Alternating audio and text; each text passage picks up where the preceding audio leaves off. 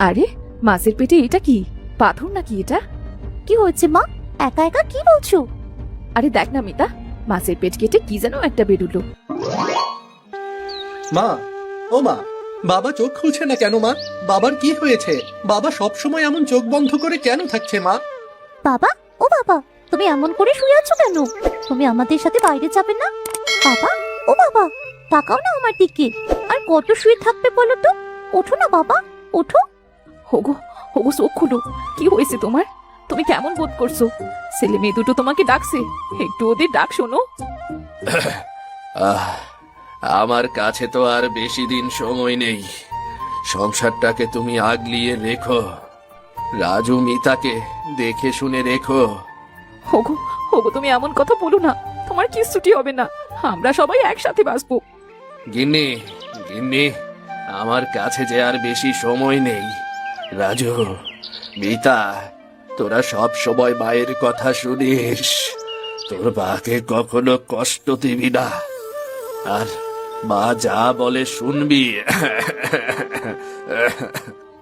Hugo, তুমি চুপ করো, তোমার কথা বলতে কষ্ট হচ্ছে। রাজু, যা বাবা, বাজারে গিয়ে একটু ডাক্তার নিয়ে আয়। না রে বাবা, কোথাও যাস না। আমার কাছে থাক তোরা, আমার কাছে থাক। আমার কাছে আর বেশি সময় নেই রে বাবা। ও বাবা, তোমার কি খুব কষ্ট হচ্ছে? তোমাকে কথা বলতে হবে না বাবা, তুমি চুপ করে থাকো। বাহ বাহ, বিবিতা, তুই তুই হোগো হোগো, তোমার কি হচ্ছে? খুব কি হলো তোমার? হোগো হোগো, কথা বলো। মা, ও মা, বাবা কথা বলছে না কেন? মা, বাবার কি হলো? মা, বাবার কি হলো? বাবা, ও বাবা, বাবা কথা বলো। কি হলো তোমার? না বাবা না, তুমি আমাদের এভাবে ছেড়ে চলে যেতে পারো না। রিনা ফুপিয়ে ফুপিয়ে কাঁদতে থাকে। দেখতে দেখতে বেশ কিছুদিন কেটে গেল। কিছুদিন রিনার সংসার ভালো কেটেও কয়েকদিন পর থেকেই সংসারে অভাব দেখা দিল। ঘরে চাল ডাল যা কিছু ছিল সব শেষ। এমনকি একদিন রাজু পেট চেপে বসে রইল। মিতা মায়ের কাছে খাবার চেয়ে কাঁদতে লাগলো। দাদা, আমার খুব খিদে লেগেছে, আর কতদিন হাত পেটা খেয়ে থাকবো? কিন্তু মা, আজ তো সকাল থেকেই ভাত দিতে পারলো না, এখন কি খাবো? কি আর করবো বোন, মা তো না খেয়ে রয়েছে। বাবা মারা যাওয়ার পর থেকে আমাদের সংসারে আয় করার মতো আর কেউ নেই। খাবার আসবে কোথা থেকে? তুই কাঁদিস না। দাদা, চল বাইরে গিয়ে আমরা কাজের সন্ধান করি। এইভাবে না খেয়ে থাকলে তো আমরা না খেয়ে মরেই যাবো। হ্যাঁ রে মিতা, তুই ঠিকই বলেছিস। আমাদের একটা কাজের ব্যবস্থা করতে হবে। চল রান্নাঘরে গিয়ে মাকে বলি। মা কি রাজি হবে দাদা? মা তো আমাদের বাইরেই যেতে দিতে চায় না। রাজি না হয়ে তো কোনো উপায়ও নেই। বাঁচতে হলে বাইরে যেতেই হবে, না হলে না খেয়ে মরতে হবে।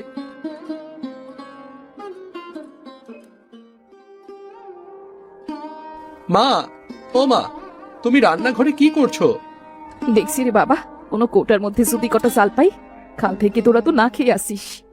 মা, খোঁজে কোনো লাভ নেই, কোথাও কিচ্ছুটি নেই গো। আমি কি করব? তোদের মুখে কি করে খাবার তুলে দেব? তোদের বাবা যাবার সময় তোদেরকে আমার কাছে রেখে গেছেন, কিন্তু আমি আমি তো কিছুই করতে পারছি নে। মা, কেঁদো না, কেঁদো না, কিচ্ছুটি হবে না। তার থেকে চলো আমরা বাইরে গিয়ে কাজের সন্ধান করি।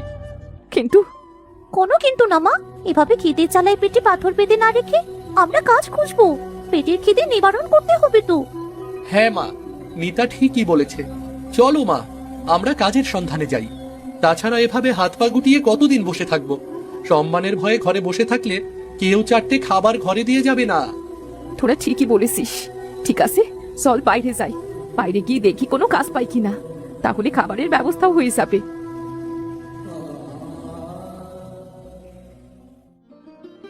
তারা একসাথে হাঁটতে শুরু করলো। মা, আমি বাজারে কয়েকটা দোকানে গিয়ে দেখি কাজ পাই কিনা। যাই, মোড়লের বাড়ি থেকে একটু যাই, গিয়ে দেখি তাদের বাড়িতে কোনো একটা কাজ পাই কিনা। হ্যাঁ যাও, আমি একটু পরেই মোড়ল বাড়িতে আসছি, তোমরা ওখানে থেকো। রাজু বাজারে গিয়ে কয়েকটা দোকানে কাজ খুঁজলো। রিনা ও মিতা মোড়লের বাড়িতে কাজ খুঁজলো, কিন্তু তারা কোথাও কাজ খুঁজে পেল না। কিছু সময় পর রাজু তার মায়ের কাছে ফিরে এলো। ওহ, তোমরা চলে এসেছো? তা কোনো কাজ কি পেলে মা? কিরে বাবা, ওদের বাড়িতে কাজের মানুষ আছে, তুই কোনো কাজ পেলি বাবা? না মা, যার কাছে গিয়েছি সেই দূর দূর করে তাড়িয়ে দিয়েছে। চলো বাড়ি ফেরা যাক তাহলে। হাঁটতে হাঁটতে তাদের খিদে আরো বেড়ে গেল। হঠাৎ আকাশ কালো করে, হায় হায় মা, এ তো খুব জোরে বৃষ্টি শুরু হয়ে গেল। চল ওই গাছের নিচে গিয়ে দাঁড়াই। মা, হাঁটতে হাঁটতে খিদে তো আরো বেড়ে গেছে। এখন তো খিদে জ্বালা সহ্য করতে পারছি না। আমরা তো গাছ খুঁজলাম, কিন্তু কোথাও তো কোনো গাছ খুঁজে পেলাম না। কি যে করবো কিছুটি বুঝতে পারছি না। ওদের নিয়ে কোথায় যাবো এবার? একটু সহ্য কর বোন, বৃষ্টি থামলে দেখি কোনো খাবারের ব্যবস্থা করতে পারি কিনা। সৃষ্টিকর্তা, দয়া করো, আমাদের দিকে মুখ তুলে তাকাও, দয়া করো। বাচ্চা দুটোর মুখের দিকে যে আর তাকাতে পারছি না। মা দেখো, সৃষ্টিকর্তা ঠিকই একটা ব্যবস্থা করে দেবে, তুমি এত চিন্তা করো না তো। মা চলো, বৃষ্টি প্রায় থেমে গেছে। হ্যাঁ চল রে বাবা। তারা আবার হাঁটতে শুরু করলো। পথে চলতে চলতে দেখা হলো প্রতিবেশী বুড়ো হারু কাকার সঙ্গে। এই রে, তোরা কোথায় যাচ্ছিস রে রাজু? খাবারের খোঁজে বুঝি? হ্যাঁ দাদু, ঘরে কোনো খাবার নেই, কাল থেকে না খেয়ে আছি, তাই কাজের খোঁজে বের হয়েছিলাম। রামুটা হঠাৎ অল্প বয়সে চলে গেল, এখন তোদের হয়েছে মহাবিপদ। হ্যাঁ চাচা, ছেলে মেয়ে দুটো না খেয়ে আছে। সারাদিন ধরে কাজ খুঁজে বেড়াচ্ছি, কিন্তু কোনো কাজই খুঁজে পেলাম না। এখন এদের নিয়ে কি করব? হ্যাঁ রে মা, বুঝতে পারছি, অভাব বড্ড খারাপ জিনিস রে। যার ঘরে আসে সেই বোঝে এর কি জ্বালা। কাকা, আমাকে কটা চাল ধার দেবেন? কাজ পেলে আপনার চালগুলো ফেরত দিয়ে দেব। আমার বাড়িতেও কিছু নেই রে মা, এখন সৃষ্টিকর্তার ওপর ভরসা করে বের হয়েছি, যদি কোনো খাবারের ব্যবস্থা করতে পারি। আচ্ছা চাচা, ঠিক আছে, আমরাও গেলাম তাহলে। তারা আবারও বাড়ির উদ্দেশ্যে হাঁটতে থাকে। এবার পথে দেখা মেলে প্রতিবেশী বিনা ও তার ছেলে রানার সাথে। এমন বৃষ্টির মধ্যে তুই বাচ্চাকে নিয়ে কোথায় যাচ্ছিস রে রিনা? কোথায় আর যাবো গো দিদি? গরিবের কি কোনো যাবার জায়গা থাকে বলো? আমরা কাজ আর খাবারের খোঁজে বেরিয়েছি। তা কোনোটাই পেয়েছিস নাকি? না গো চাচিমা, খালি হাতে বাড়ি থেকে বের হয়েছিলাম, আবার খালি হাতেই বাড়ি ফিরে যাচ্ছি গো। রাজু, হতশোষটা, আজ অনেক বৃষ্টি হয়েছে, শুনেছি বৃষ্টির জলে পুকুরের মাছ উঠেছে। একটু এদিক সেদিক তাকিয়ে দেখতে দেখতে যাস তো, যদি কিছু মাছ পাস তাহলে তো খাবারের ব্যবস্থাটা হয়ে যাবে। রতনদা তো ভালো কথাই বলেছে। এখন তো বর্ষার সময়, যেখানে সেখানে ডোবাই ভালো মাছ পাওয়া যাবে। তা তোরা যা, আমরা একটু সামনে যাচ্ছি।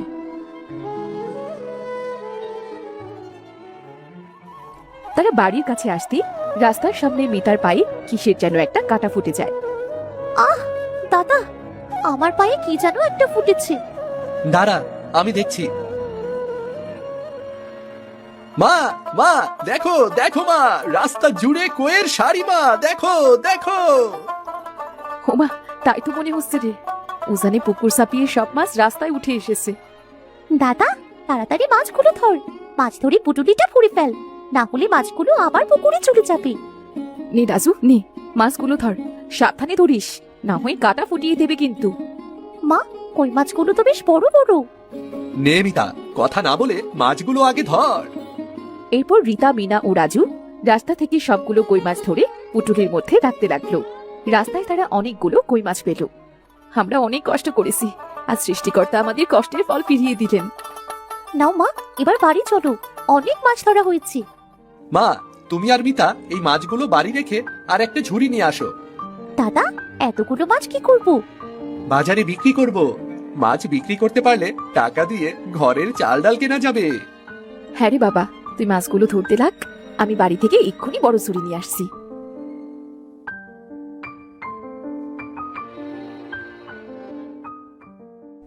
মিতা, তুই এই পুটুলি থেকে মাছগুলো বের করে বালতিতে রাখ, আমি এই ছুরিটা তোর দাদাকে দিয়ে আসছি। মা, এই বর্ষার দিনে রাস্তা থেকে কই মাছ ধরে তো আমাদের খাবারের ব্যবস্থা হয়ে গেল মা। হ্যাঁ রে মা, তাই তো হলো। তুই মাছগুলো ঠেকে রাখ, আমি রাজুর কাছে গেলাম। আচ্ছা ঠিক আছে মা।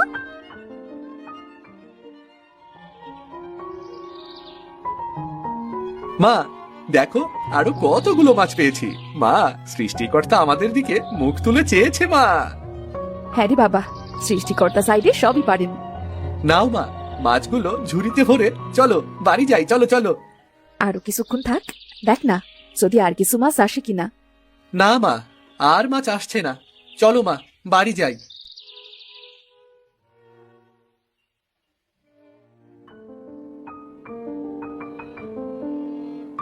মা দেখো, পুটুরির মাছগুলো এক বালতি হয়ে গেছে। এই দেখ মিতা, আরো কতগুলো মাছ এনেছি। ওরে বাবা, আজ তো দেখছি আমাদের খাবারের অভাব হবে না। এত মাছ দেখে তো আমার খিদেই চলে গেছে। আমি তো ভাবছিলাম না খেয়ে মনে হয় আমাদের জীবন দিতে হবে। আমাদের আর না খেয়ে থাকতে হবে না বোন, এই মাছ বিক্রি করে যে টাকা পাবো তাই দিয়ে আমি একটা জাল কিনবো। এই বর্ষার সময় জাল ডোবাই ফেলে বেশ মাছ পাবো। বর্ষাকাল চলে গেলে নদীতে যাব মাছ ধরতে। বেশ ভালো বুদ্ধি করেছিস তো দাদা, তোর কাজে আমিও তোকে সাহায্য করব। সৃষ্টিকর্তা ঠিকই বিপদে সাহায্য পাঠায়, শুধু একটু ধৈর্য রাখতে হয়। ঠিক বলেছো মা। মা দেখো, বাড়ির জন্য কতগুলো মাছ রাখবে, আর বাকি মাছগুলো রাখো, আমি বাজারে বিক্রি করে আসি। আচ্ছা দাঁড়া বাবা, এই বালতির মাছগুলো বিক্রি করে আয়, আর ঝুড়ির মাছগুলো বাড়ির জন্য রাখি। মা, এই কটা মাছ রাখবে? এই কটা মাছে হবে আমাদের? এই মেয়ে বলে কি রে, এই মাছগুলো দিয়ে আমাদের বেশ কয়েকদিন চলে যাবে। কিন্তু কি কিন্তু? মাছ খেলে কি হবে? ঘরে তো চাল ডাল কিচ্ছুটি নেই। কটা মাছ বিক্রি করলে ওগুলো আনতে পারবে, তবে কিছুদিনের খাওয়ার চিন্তা করতে হবে না। এদিকে তোর দাদা একটা জাল কিনতে চাচ্ছে। আচ্ছা ঠিক আছে মা। মা, আমি মাছগুলো বিক্রি করে নিয়ে আসি, তুমি মাছটা ধুয়ে কেটে রান্না করে রেখো। খিদে তো পেটে মাছ বিক্রি করতে যাচ্ছি হাটে, কিন্তু মনটা পড়ে থাকবে মাছের হাড়ির ভেতরে।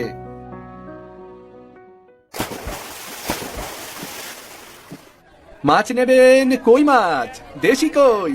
মাছ নেবেন মাছ, দেশি কই, মাত্র 50 টাকা কেজি। মাছ নিয়ে যান, মাছ মাছ। তুই কে রে খোকা? এই বাজারে তো আগে তোকে কখনো দেখিনি। জি, আমি রামু জেলের ছেলে। ও আচ্ছা, তোকে তো আগে কখনো দেখিনি, তাই চিনতে পারিনি। তা দেখি তো তোর কই মাছগুলো, দেখি দেখি। এই দেখুন। আরে বাহ, মাছগুলো তো খুব সুন্দর আর তাজা তাজা। দে আমাকে 2 কেজি কই মাছ দে। এই নিন আপনার মাছ। নে তোর টাকা। অনেকদিন ধরে টাটকা কই খুঁজছিলাম, আজ পেয়েও গেলাম। ভাগ্য ভালো হলে যা হয় আর কি। দেখতে দেখতে রাজুর কই মাছগুলো সব বিক্রি হয়ে গেল। রাজু অনেক টাকার মাছ বিক্রি করলো। মনের আনন্দে সে মাছ বিক্রির টাকাগুলো গুনতে শুরু করলো। আরে বাহ, 1000 টাকার মাছ বিক্রি করেছি। এত টাকা তো কতদিন দেখিনি। মা জানলে খুব খুশি হবে।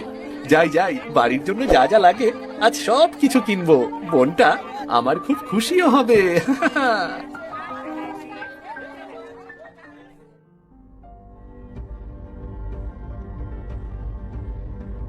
আরে মাছের পেটে এটা কি? পাথর নাকি এটা? কি হয়েছে মা, একা একা কি বলছো? আরে দেখ না মিতা, মাছের পেট কেটে কি যেন একটা বেরুলো। এটা একটু ধুয়ে আনতো মা, গায়ে তো ময়লা মাটি লেগে আছে, বোঝা যাচ্ছে না কি এটা। ও মা, ওটা রাখো তো, পরে ধুয়ে দেখবো। তুমি আগে রান্নাটা বসাও না, দাদা তো এক্ষুনি চলে আসবে মা। হ্যাঁ রে, তুই ঠিকই বলেছিস। নে, এটা রান্নাঘরে রেখে দে, আমি মাছগুলো ধুয়ে নিয়ে আসছি। আচ্ছা ঠিক আছে মা।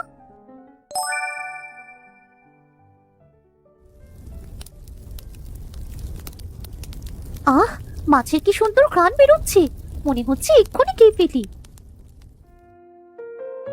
মা, ও মা, বোন, কই রে তোরা, কই?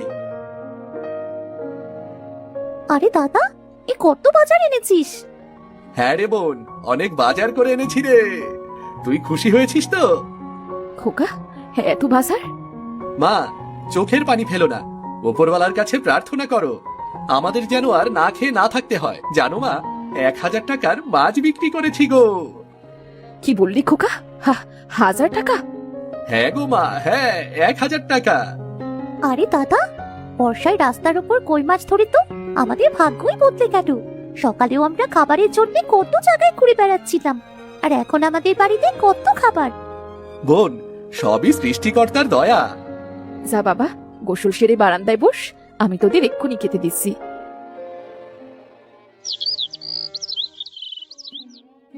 আহ মা, কই মাছের ঝোলের ঘ্রাণে সারা বাড়ি মম করছি। দাও দাও মা, তাড়াতাড়ি খেতে দাও, ঘ্রাণে তো আর সহ্য হচ্ছে না। খিদে তো আরো দ্বিগুণ হয়ে যাচ্ছে। খিদে আর সহ্য করতে হবে না, অনেক সহ্য করেছিস। নে এবার খেয়ে নে। আরে মা, তোমার হাতের রান্না খেলে জানটা ঠান্ডা হয়ে যায়। কি যে মজা লাগে খেতে বলে বোঝাতে পারবো না। হ্যাঁ মা, খুব মজা হয়েছে। আজ পেট ভরে ভাত আর কই মাছ খাবো। খা বোন, যত পারিস খা, পেট ভরে খা। মা, তুমিও খেয়ে নাও। একটা কথা খোকা, মাছ করতে করতে মাছের পেট থেকে একটা পাথরের মতো কি যেন পেয়েছিলাম। তাই নাকি মা? তা সেটা কি করেছো? মাছের পেটে তো দামি পাথর থাকে। কই কই দেখি, সেটা দেখি। মিতা, এই মিতা, সেটা কই রেখেছিস? এক্ষুনি নিয়ে আয় তো। হ্যাঁ মা, এক্ষুনি নিয়ে আসছি। এই নাও মা। রাজু পাথরটা পানি দিয়ে ধুতি অমনি পাথরটা চকচক করে উঠল। মা, এটা তো পাথর নয়, এটা তো মনে হচ্ছে সোনা। কই দেখি দেখি। হোমা, তাই তো রাজু, এটা তো সোনা। কই মাছ তো আমাদের সব কষ্ট দূর করে দিল মা। আমাদের আর কোনো কষ্ট থাকবে না। হ্যাঁ রে খোকা, বর্ষার কই মাছ তো আমাদের সৌভাগ্য হয়ে এসেছে, আমাদের সব দুঃখ কষ্ট দূর করে দিতে এসেছে। কি মজা, কি মজা। আমাদের আর কখনো না খেয়ে থাকতে হবে না, আমাদের আর কোনো কষ্টও করতে হবে না। বর্ষা তো গরিবের দুর্ভাগ্য বয়ে আনে, কিন্তু বর্ষার কইগুলো আমাদের জন্য সৌভাগ্য বয়ে এনেছে। মা, এই সোনা বিক্রি করে আমি হাটে একটা মুদির দোকান দেব। দেখবে মা, আমাদের জীবন আরামে চলে যাবে। জাল যখন কিনে ফেলেছি, মাঝে মাঝে মাছও ধরবো। হ্যাঁ রে খোকা, একেবারে ঠিক বুদ্ধি করেছিস। আহ, কি যে মজা। আজ থেকে আমাদের খেতে চালাই পেটে পাথর বাঁধতে হবে না। আমি শুধু খাবো আর খাবো।